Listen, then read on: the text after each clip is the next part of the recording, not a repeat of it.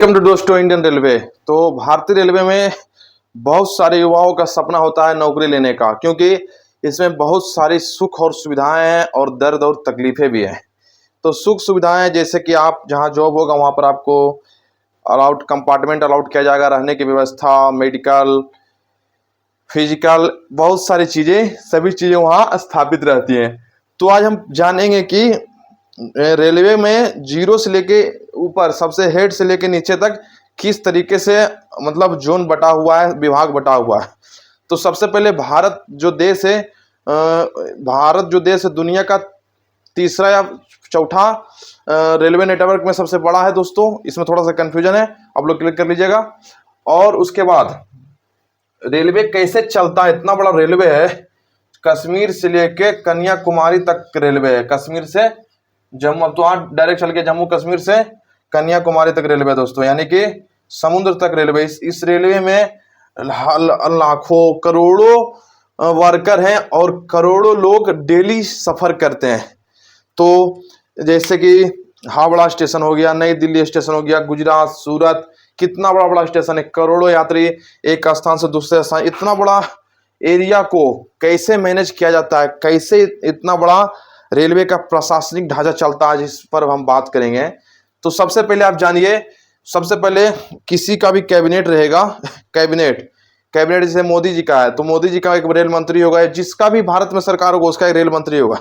Main हो गया rail मंत्री छोड़िए, रेल मंत्री आते जाते रहेगा, लेकिन इतना चीज फिक्स है। रेल मंत्री सबसे बड़ा रेल मंत्री उसके बाद रेल बोर्ड होगा। रेल बोर्ड जो है दोस्तों न्यू दिल्ली होगा। रेलवे बोर्ड कहाँ? न्यू दिल्ली। इसमें चेयरमैन और सीईओ होते हैं। रेल मंत्री के बाद सबसे वरिष्ठ ये होते हैं, सबसे पावरफुल ये है रेल मंत्री के बाद। इनका ऑर्डर कोई नहीं टाल सकता रेलवे में, ठीक है। उसके बाद पहला है railway board, new Delhi, chairman. इसमें दो तरह के प्रमुख है, चेयरमैन और सीईओ। ये दोनों जो है रेलवे के मुख्य हेड है, रेल मंत्री का बात इन दोनों से होता है, ठीक है। उसके बाद दूसरा है जोनल रेलवे। हमारे भारत में मतलब कश्मीर से कन्याकुमारी तक बहुत सारे जोन है, ठीक है। जोन यानी कि जोन जो हो गया दोस्तों, जैसे एक जोन है ईसीआर, ठीक है, ईसीआर। इसके अंदर 4-5 बहुत सारे डिवीजन आते हैं, सब जोन का अलग अलग होता है। जैसे कि ईसीआर में ये हाजीपुर का है, ठीक है।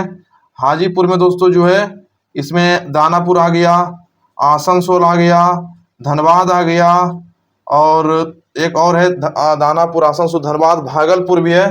तो एक डिवीजन जो है ना दोस्तों, ये डिवीजन हो गया, ये जोन है, ठीक है। डिवीजन और जोन में अंतर समझिएगा। डिवीजन मतलब हो गया एक बहुत बड़ा एरिया, जैसे कि प्रमंडल, जिसे हम बिहार में पढ़ते थे, प्रमंडल।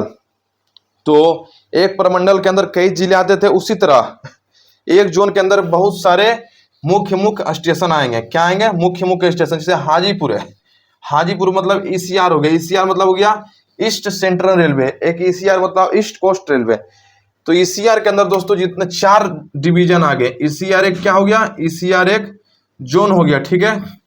इसके अंदर 4 डिवीजन आ गए, धनबाद, आसनसोल, भागलपुर, और एक क्या था? धनबाद, आसनसोल, भागलपुर, एक दानापुर, ठीक है। तो 4 जो डिवीजन आ गए, इस डिवीजन का एक मालिक होगा और एक जोन का एक मालिक होगा, ठीक है। तो जोन का जो मालिक होता है उसको हम लोग कहते हैं जीएम। बहुत अच्छी तरीके से आप लोग समझाना पड़ता है।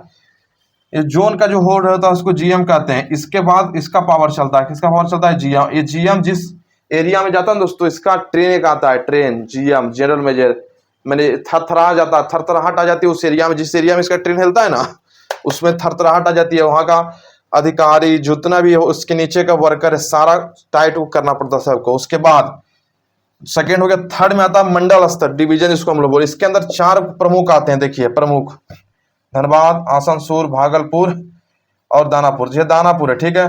दानापुर के अंदर कितना स्टेशन आ गया? दानापुर के अंदर मान लीजिए 500 स्टेशन है, जैसे कि नवादा, तिलैया, कोडरमा, गया, शेखपुरा, लखीसराय, भागलपुर, इस तरीके से आ गया ना। तो इतना में जितना स्टाफ खट रहा है, जितना को अभी पेमेंट होगा, पेंशन बनेगा, रिटायरमेंट होगा, सारा कुछ का ये दानापुर से होगा।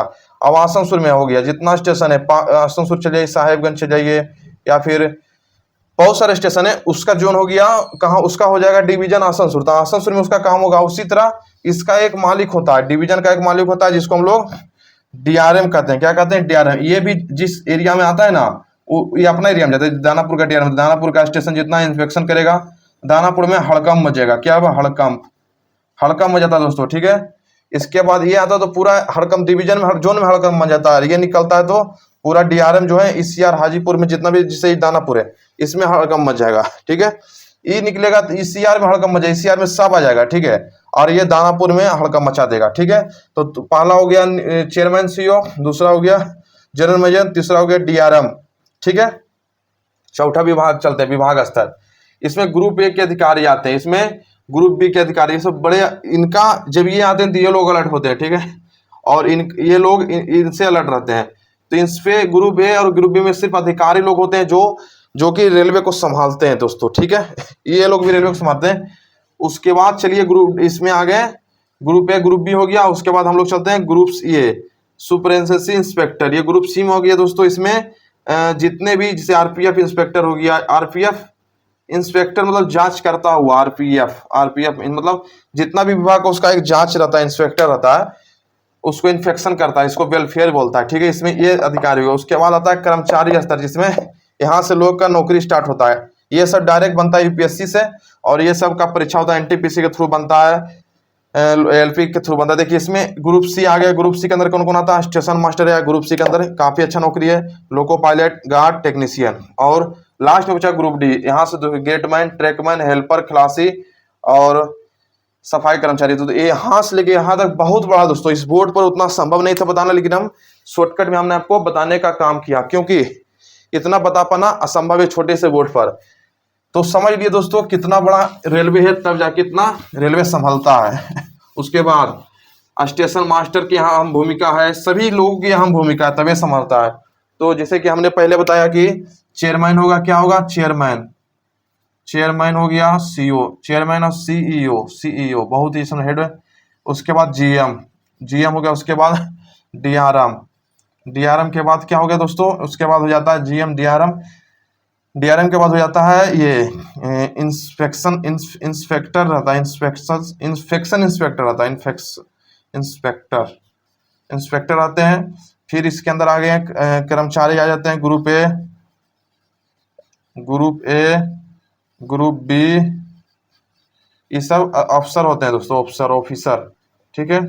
ऑफिसर होते हैं, ठीक है। और ग्रुप सी में दोस्तों आ गए हैं, loco pilot, technician, railway guard, loco pilot सभी आ गए। और ग्रुप डी लास्ट है दोस्तों। इतना बड़ा जोन को संभालता है। ये देखिए, ये जो इसके डिवीजन को संभालता है,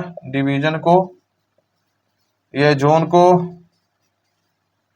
ये सब जांच करते रहते हैं, चोर कहाँ कोई गलती हो रहा है, ये सब पूरा। जैसे एक स्टेशन का, जैसे कि एक स्टेशन का हेड हो गया, उस एरिया का पूरा इंस्पेक्टर करते हैं। ये स्टेशन के हो गए, ये करते हैं स्टेशन में, मुख्य स्टेशन में हो गए।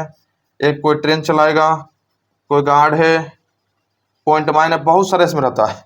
और ग्रुप डी में तो सबसे ज्यादा पोस्ट तो ग्रुप डी में ही है। ये मुख्य रूप से यहाँ से लेके यहाँ तक दोस्तों चलता है। ये नहीं रहेंगे तो ये नहीं, तो सभी एक दूसरे पर डिपेंड है। अगर ये छोड़ देंगे तो ट्रेन चलेगा भी नहीं, ग्रुप डी के बिना ट्रेन चलेगा भी नहीं, क्योंकि रेलवे लाइन को डेली देखना है, जांच करना है, कहाँ लाइन फ्रैक्चर है, कहाँ क्या है, तो सभी चीज़ों को देखना पड़ता है। लाइन जिससे फ्रैक्चर यहाँ पर है दोस्तों, तो यहाँ पर पड़ाका लगा दिया जाता है। इंजन आता है तो यहाँ आवाज़ करता है तो इंजन रुक जाता है, ठीक है। पड़ाका यहाँ नहीं लगेगा, यहाँ लाइन टूटा है ना, यहाँ तो पड़ाका यहाँ लगा देगा था यहाँ। तो बहुत सारी चीज़ें रेलवे में है दोस्तों, ऐसे ही नहीं रेलवे चल रहा है।